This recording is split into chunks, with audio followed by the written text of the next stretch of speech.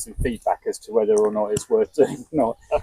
But the idea is that we'll go off, and I think we'll be between an hour and an hour and a half. I'm not quite sure if that is that all right with everybody. And the idea is that I just give you an overview of what we do on the farms, hopefully see some of the wildlife, and go down in the water meadows and see what we've done in terms of river restoration. But before we start, has anyone got any kind of medical conditions? I'm thinking really sort of allergies or anything that, anaphylactic, nothing like that, no. Heidi is the medical officer this morning, that's good. We're going to go around in the Land Rover. It's a 12-seater. It'll be a little bit of a squash, but fortunately 2 of us are not very big. I'd just be a bit careful getting in and out because it's quite high, and also we will be going with some uneven ground. And I would say that we've got a lot of deer on the farm, so if you're camping especially, do check yourself for ticks when you get home, just in case. And if you get one, I don't know whether you know what the rash looks like from, if you've been bitten by a tick and you get a rash which kind of expands out in a red ring, that's a sign that, you might have picked up Lyme's disease. And if you see something like that, then see someone as soon as you can, because if you treat it early, it's not a problem. Okay, so this farm is about 1,200 acres. So you get some kind of an idea. The campsite is 11 acres. So it's about 100 times the size of the campsite. And it's been in my family since 1895. My dad was a farmer, and we inherited the farm from a great aunt, his great aunt. And the farm is mainly an arable farm, so we've got crops. The main crops we grow are at the moment winter wheat, spring barley, and we did used to grow beans and oilseed rape. But the last couple of years we've been on a government scheme to grow a thing called a legume fallow, which is instead of a break crop from the cereals, which is harvestable. The legume fallow is we're just paid to plant clover, really, which is I don't know whether you know what nitrogen fixing plants are. They draw nitrogen out of the atmosphere and they increase the fertility. So the legume fallow is great for bumping up the soil fertility without using chemicals, but also it's fantastic habitat as well, as you'll see. You're just too early to see this spectacular kind of crimson clover, because the fields will just turn red when that's flowering. So because we grow mainly these commodity crops, the barley goes off for brewing, the wheat goes off for animal feed, and the oilseed rape goes for crushing and mainly for industrial use. I decided about 2 years ago that we'd put in a small market garden in order to grow some food that we can sell locally for people to eat, because as we all know, with the increasing sort of fragility of our supply chains due to wars and climate change and whatnot, I do think it's important to try to grow a bit of food, rather than getting everything from Spain and Holland, which we do at the moment, vegetable-wise. Yeah, so the vegetable, I don't know whether you know the greengrocers in Stockbridge, they were stocking our stuff last year. Also the Grosvenor and Time and Tide were taking salads from me. What I discovered is that it's incredibly hard work and not very profitable, and which, not surprisingly, that's why we don't grow a lot of that kind of stuff in this country. But we will have to, because there, with the price of oil and the price and the cost of transporting everything from southern Spain, but also with climate change, those areas in particularly the south of Spain are really becoming so hot now and so depleting water that it's going to be difficult to carry on. So that's just a bit about the farm generally. Apart from the market garden, we have got other things here which are a bit unusual, and we'll have a look at some as we go around. We've got a solar park which is 30 acres, so that's about 3 times the size of the campsite. I lease that to a company that put in panels and they take the energy and so on. And then we've also got the fishery, which we're going to have a look at. And most of the old Victorian farm buildings have now been converted into office units and workshops and things like that, because they're just too small for modern agricultural machinery. Our stuff is just too big to get in there. So we're going to carry on and have a little look over there, and I'll show you some of the field strips, and hopefully we'll see some birds and butterflies along the way. Has anyone got any initial questions just generally about the farm?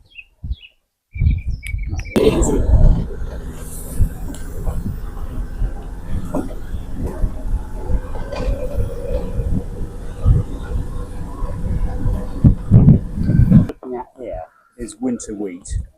Okay, we sow our winter wheat at the end of harvest in September, October time, and that'll be ready for harvest in August, probably, depending on weather and so on and so forth. Because this is quite light, chalky, relatively infertile soil, we can't grow the kind of wheat that the bread makers like, which is high in protein. So most of our wheat goes for animal feed, but it's still a very valuable crop to us, and one that always comes out of being fairly profitable to grow. You can see that these strips that are around the edge, these are full of wild flowers, and you can't see a lot going on there now, but in a month's time, if you came back, they would be just full of different flowers. And they're sown. We deliberately sow those, and that's supported by the countryside stewardship scheme that the government supports us with. And these strips, you'll see that most of our fields have got a strip of some kind along the edge, and they're tremendously important, kind of both for nesting birds and for pollinators, and they provide a kind of a connecting network around the farm, because you can see that the crop itself is not a hospitable place for wildlife and so on and so forth. So these kind of this network of field strips which go around the edges of the woods and the fields and the hedges are really important for wildlife, and have a lot of benefits. So, in order to kind of keep them going, we have to be very careful to cut them quite regularly, and that means that because we want as many flowers and seeds in there as we can possibly have as food for wildlife. And you can see that over the other side of the hedge, which is not my land, that's a vineyard, and this area increasingly over the last 20 years has become a focus for growing vines to make sparkling white wine. We're not allowed to call it champagne, but basically that's what it is really. It tastes exactly like champagne, because we've got a very similar climate and the same soil type as the Champagne area of France. And it's but you've got to have a lot of money to plant a vineyard. Side is a hazel coppice. So traditionally in this part of the world there was a lot of sheep farming before we had chemical fertilizers and we could grow cereals here. There was a lot of sheep farming here, and in the winter months when there was less to do on the farm, they would send the farm workers out to coppice the hazel. Do you know what I mean by coppicing? It's cutting. This is a hazel tree. Mm-hmm.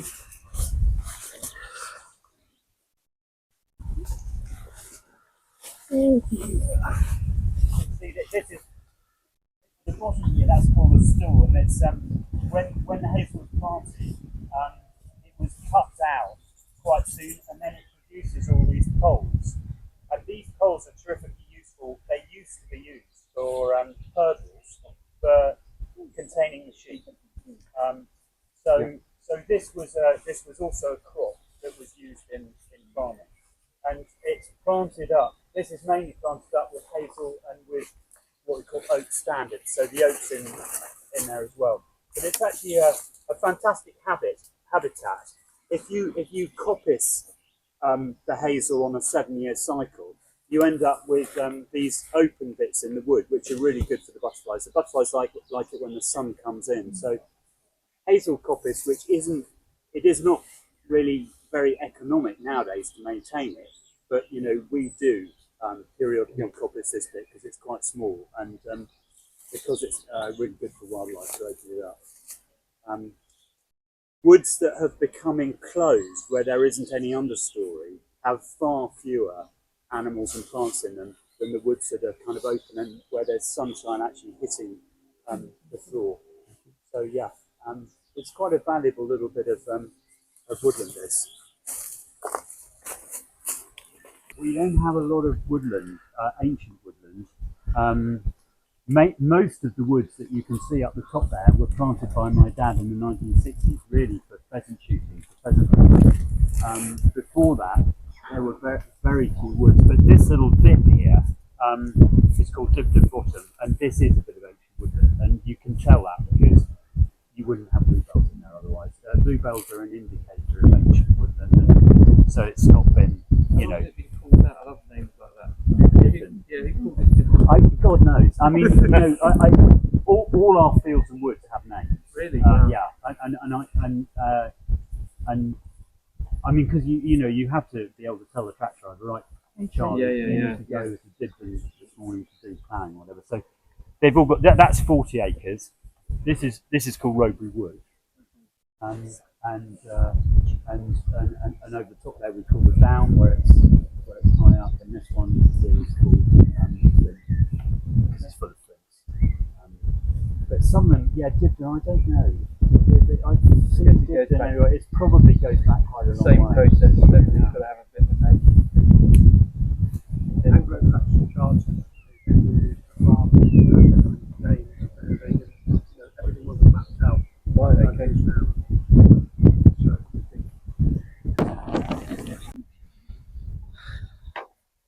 Look where the test starts to see there's not many of them.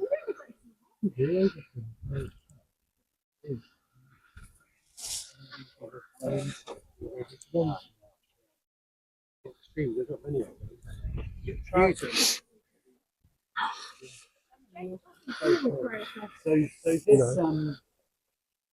so if you come here 4 years ago, just grass.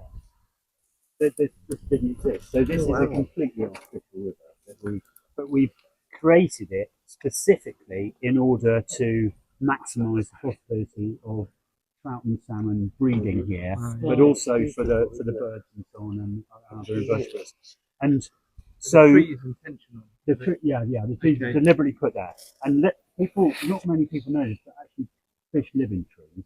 Oh, do they? They love it because so we've got these kind of fast flowing bits which are great for spawning. So the fish for spawning. They want very oxygenated, quite shallow, fast flowing water for spawning. And then they want bits like this where the small fry can hang out where they're not going to be predated by bigger fish and birds. So that the trees are a really important part of the ecosystem. Not only do they provide shelter, they also provide food because there's a whole load of things that start eating them and breaking them down, and so they're another part of the ecosystem. Please tell me Southern Water gets nowhere near. I'm going to say all 10 people. Well, no, I have to say that Southern Water paid for most of it. Oh, did it? Yeah. They have, by part of their charter, they have to set aside a proportion of their profits for environmental projects, and this is one of them. You don't have any work. No, well, the Andover Sewage Works is just over there, but fortunately it discharges into the Test, so we're okay. The Test is not okay, and they have had bad discharges. So I don't know. I mean, with Southern Water, I have to be careful what I say because this wouldn't have been done. I couldn't have afforded to do this. Southern Water put a lot of money into it, and I'm really grateful to them for having the foresight to do it because it's it's an incredibly valuable piece of engineering. Amazing, just in 4 years, it looks so much so established. It does. The interesting with the test is you just assume that's really clean, but I'm assuming even by stockfish, discharge is going through it. Watch it. Yeah, I mean, there's all sorts of other stuff apart from sewage in the rivers now. Of course, there's stuff that comes off the roads. There's pesticides. There's all sorts of pharmaceuticals. When I was a GP in Andover, the opportunity to do here is to monitor the consequences of the restoration work that we've undertaken, and we've got 3 PhD students working, and we've done monitoring of fish populations, invertebrate kick sampling, and we're also taking temperature measurements and chemical measurements of the water. So there's a lot of data being gathered. One of the PhDs is going to complete this summer, so we'll and she's done before and after. So she took some samples from the rivers. That river is unaffected. That stretch is unaffected. Obviously, this is completely new, and the interesting is to compare them and see how quickly this bit recovers and whether it exceeds the pre-existing river in terms of its biodiversity and so on. So is Southern Water paying for that as well? No, that's paid for by a mixture of Southampton University and the Piscator Society, to whom I let the fishing here. They have the fishing. As part of the river restoration, we needed gravel to put into the river because if you dig a hole, we needed the river to have a graded profile so that it was just the right amount of drop to maintain the velocity of the stream. In order to do that, we need material. So we created this pond and we dug down, and luckily there was masses of gravel down there. And this is about 4 or 5 meters deep. It's pretty deep, and we've taken hundreds of tons of gravel out to put into the riverbed. And as a result, we've got now a different habitat, because previously in the watermeadows there was virtually no standing water. It was all just streams running quite fast. And so it was a habitat that was missing from this landscape, and now we've got it. Now it needs to bed in a bit because we resculpted. This was dug 3 years ago, but we resculpted it last year. And this summer we're going to plant a lot of plugs around the edge of kingcups and various types of rushes and purple loosestrife and irises and things like that. So it will green up. It looks a bit bare at the moment, but this still habitat is really good for amphibians and also for dragonflies. There are a lot of different dragonflies that love this sort of still water, which we didn't have before. Is it fill up with water on its own? Yes, this is the water table. Yeah. Incredible. So if you dig deep enough, it will we don't fill this up. It's not connected to the river at all. It's just beneath our feet there is water. The peak goes down about 3 to 4 meters. After that there's gravel, about 5 meters of gravel, and then you go all the way down to chalk after that. So and in that gravel it's just water, So we're standing on top of a kind of very watery landscape.